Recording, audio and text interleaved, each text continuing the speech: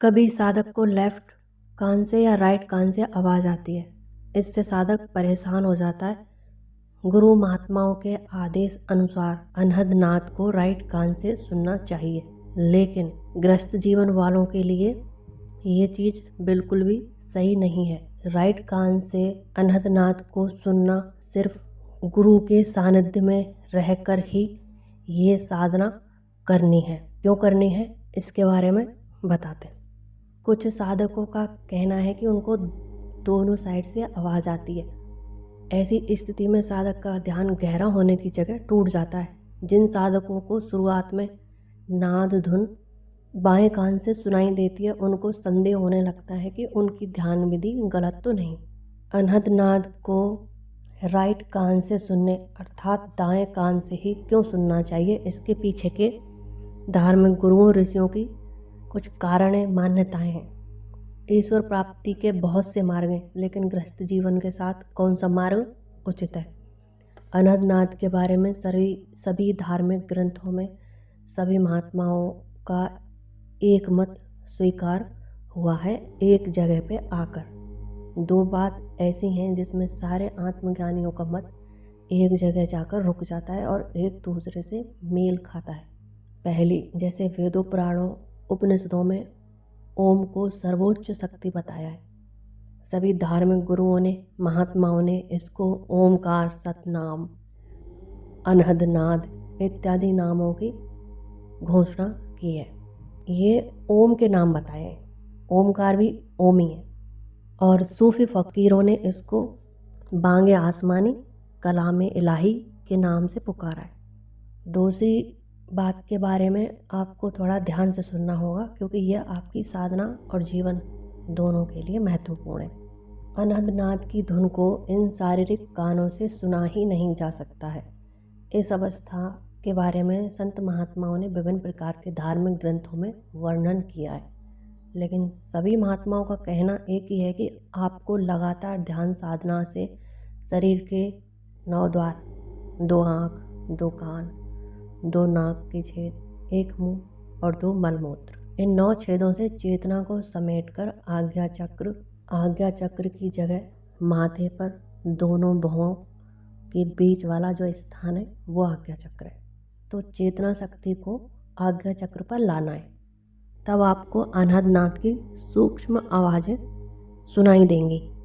लेकिन जब आपको सभी के द्वारा ये सुनने को मिलता है कि अनहद नाद को दाएं कान से ही सुनना चाहिए, तो सभी के मन में एक सवाल आता है कि ऐसा क्यों।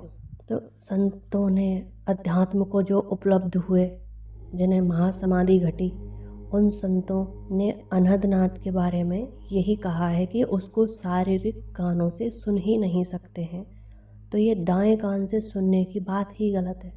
तो अनहद नाद के बारे में आप इन 3 ग्रंथों में पढ़ सकते हैं, शिव पुराण, शिव संहिता और हठ प्रदीप का। जब आप इन तीनों ग्रंथों का अध्ययन करते हैं, इनमें सिर्फ कुछ लाइनों में ही दर्ज किया गया है।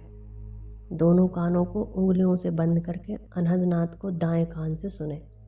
उंगलियों भी ना लगाएं तो रुई कानों में लगाएं, या ईयर प्लग आते हैं वो लगा लें। अगर आप ध्यान से खोजते हैं तो इन तीनों ही ग्रंथों में इस विधि के पीछे का जो स्रोत बताया गया है वो नाद बिंदु उपनिषद है। अगर आप उपनिषद के बारे में नहीं जानते हैं तो आप थोड़ी जानकारी ले लें।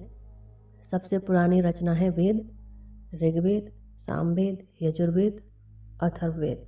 और वेदों में दर्ज ध्यान साधना से संबंधित जानकारी को योगी आदि शंकराचार्य के द्वारा 108 उपनिषदों में लिखा गया। वही 108 उपनिषदों में से नाद बिंदु एक उपनिषद है, जिसके बारे में हर जगह बताया जाता है। जहाँ कहीं भी अनहद नाद को दाएं कान से सुनने के बारे में कहा गया है।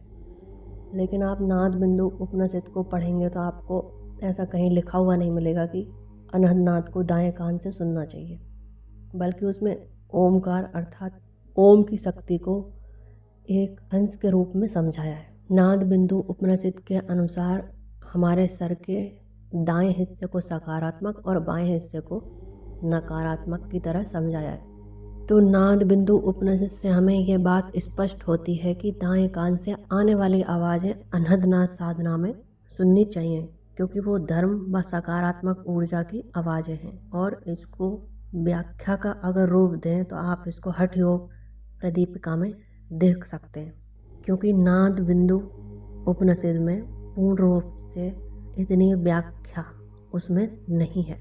तो हठ योग प्रदीपिका में जिसे 15वीं शताब्दी के आसपास लिखा था, जितने भी हठ योग थे उस समय उन सभी को इस हठ योग प्रदीपिका में सम्मिलित कर दिया था।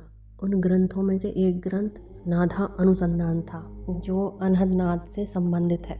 इस ग्रंथ में से पढ़कर हर कोई ये बता देता है कि अनहद नाद को दाएं कान से सुनना चाहिए, लेकिन कोई भी ये नहीं बताता कि उसी ग्रंथ में साफ साफ लिखा हुआ है कि दाएं कान से अनहद नाद सुनने की जो विधि है वो सहज योग नहीं है।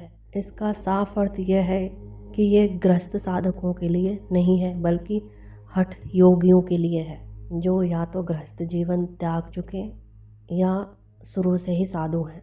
इस ग्रंथ के अनुसार साधक को दाएं कान से अनहद नाद सुनने से पहले प्राणायाम, कुंभक, रेचक जैसी विधियों के द्वारा सांसों पर नियंत्रण पाया जाता है, जिसको प्राणवायु पर नियंत्रण कहते हैं। प्राणवायु का मतलब सांसें।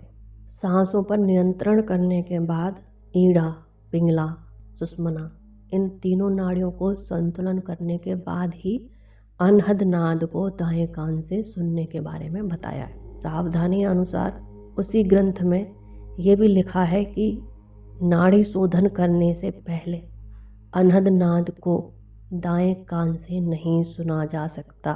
अगर आप ईड़ा, पिंगला, सुषुम्ना इन तीनों नाड़ियों के शोधन के बगैर अनहद नाद सुनते हैं तो इसके खतरनाक परिणाम आ सकते। इस ग्रंथ में साफ साफ लिखा है, और ये मेरा पर्सनल एक्सपीरियंस भी रहा है। इस किताब को या इसके बारे में बाद में मैंने जाना था। पहले मेरे साथ में कुछ ऐसी घटना हो गई थी।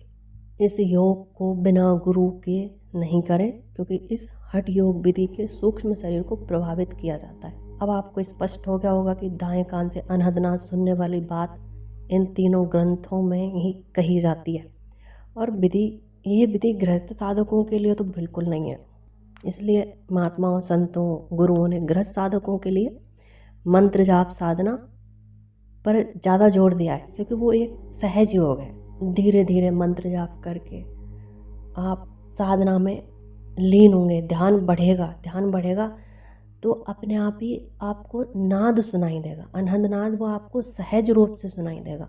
शुरुआत में ही आपको दाएं बाएं की आ रही आवाज़ों के चक्कर में नहीं पड़ना है। इसी अवस्था में साधक अपना समय खराब करते हैं। कुछ साधक दाएं कान से शुरुआत कर देते हैं आवाज़ों को सुनना, उससे शारीरिक परेशानियां पैदा हो जाती हैं, जैसे शरीर की एक साइड सुन्न हो जाना, दांतों की एक साइड में दर्द होना।